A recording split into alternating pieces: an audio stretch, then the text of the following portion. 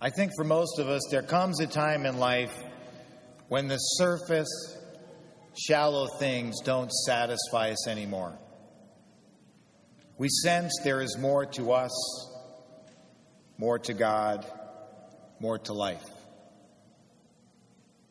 Put out into deep water and lower your nets for a catch. This is what Jesus says to us in today's gospel. It was the beginning of his ministry. A crowd gathered one day to hear him speak, nearly pushing him right into the sea. 2 boats pulled up on the beach, fishing boats. And having been out all night without anything to show for their work, besides a little seaweed stuck in their nets, they were busy cleaning up, ready to go to bed. Jesus gets into one of the boats, Simon Peter's boat, and he says, "Just take me a little bit offshore so it's easier for me to address the crowds." I can picture this burly fisherman nodding off while Jesus talked, just as maybe some of you do when you come to church on Sunday. But when Jesus finished speaking, he made his next move. He turns to Simon and he says those words, "Simon, put out into the deep water and lower your nets for a catch." And then Simon's response, "Master, we've worked hard all night long and have caught nothing. Finally, there's somebody singing my song. Don't we all know that tune too well? We cast our net, we cast our net, we cast our net again, and it still comes up empty. Or maybe it comes up with the haul, the equivalent of an empty beer can, a Band-Aid, and maybe throw in a plastic bag. But we know we're tired. And as if that wasn't enough of a slap in the face, keep in mind that Simon was an experienced fisherman. He knew that the best time to catch fish was at night, when the water was cool and the fish were sluggish and the darkness hid the nets. So this story was never about fishing. It's all about relationship. Simon had to make a choice. He says, okay, even though everything in me tells me that what Jesus is asking me to do is totally illogical and makes no sense, Lord, if you command me to, I will do it. And I think that little voice that often speaks to us is what saves us. When we say, Jesus, if you just tell me to do that thing, I'll do it. Even though he whispers underneath our loud complaints, however justified, so what if you've been to that spot before? So what if your net came up empty? Does that mean that there aren't fish out there? So let me tell you a little fishing story. Donald Hayes was out fishing one day with his granddaughter, Alicia. She was 2.5 years old. So, of course, in the middle of the fishing trip, she had to go potty. So she runs off and she leaves her grandfather holding this 2.5-foot pink Barbie doll rod and reel. Well, the next thing, of course, that happened is he feels his tug on the line, and of course, it's that monster fish.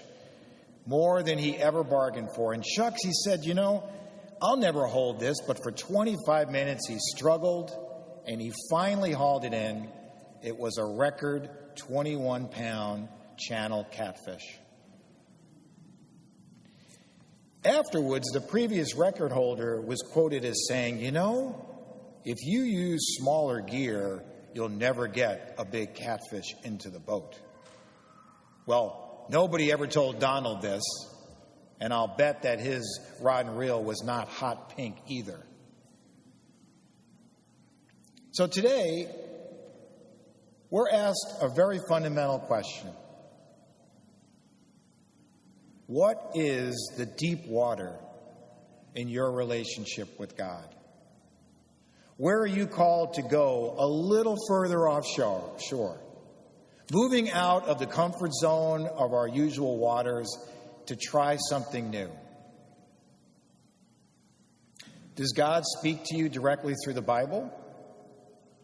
Well then, how has your fishing been?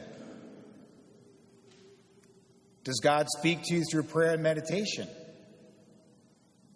Do you make time to listen?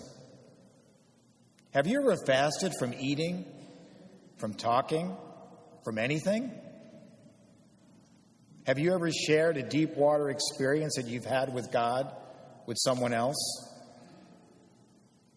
You know, it's hard to catch fish if you always keep your net neatly folded, packed away on a shelf in a hall closet.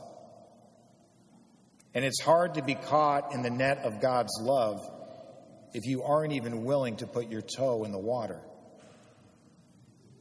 Or maybe you're like me, and God is calling you to let go of the illusion that you're the one controlling the boat. Spiritual nourishment comes from going deep with God, because deep water is where the fish are. And the great catch of fish that Simon reels in makes him feel unworthy of his calling. He knows he doesn't deserve this. But you know what? When it comes to God's grace, none of us do. We might wonder why Simon was put in such an embarrassing situation. Why did he have to publicly say that he was a sinner? But it was this honest realization of who he was, who Jesus is, that was necessary for that deep, real, and personal relationship that Jesus was looking for. And then Jesus says to Simon, just as he says to us, don't be afraid, because we've got bigger fish to fry. Did you notice that Jesus doesn't issue an invitation? It's a pronouncement. He says, you're going to catch people. But it doesn't mean that we trap people, we coerce people, we don't lure people into church with our bait and switch programs. No, if this is catching, it's a catch and release program. One of my favorite mystics, Meister Eckhart, wrote, he says, God lies in wait for us with nothing so much as love. And that love is like a fisherman's hook. He or she who is caught by love is held by the strongest of bonds. And yet, the stress on the line is pleasant. When one has found this way, he or she looks for no other. To hang on this hook is to be so completely captured that feet and hands, mouth and eyes, the heart, all a man or woman is, becomes God's own. This is catch, but it's catch and release.